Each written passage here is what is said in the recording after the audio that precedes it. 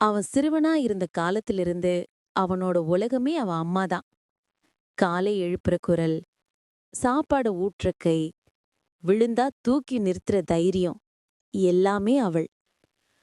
பள்ளிக்கு போற நாள்ல அவன் பரிசு வாங்கினப்போ அவன் ஓடி போய் காட்டினது அம்மா கிட்டதான். என் பையன்தான் வின்னர்னு அவள் கண்களில் நீருடன் சிரிச்ச அந்த நிமிஷம் அவனோட வாழ்க்கை முழுக்க மனசுக்குள்ள பதிஞ்சுச்சு. நாட்கள் கடந்து அவன் பெரியவனா ஆனப்போ அம்மா சின்னவளா மாறிட்டத அவன்தான் முதல்ல கவனிச்சான். இப்போ அவன் நடக்கிற வேகத்துக்கு அவன் சுட்டுத்தான் நடக்கறான்.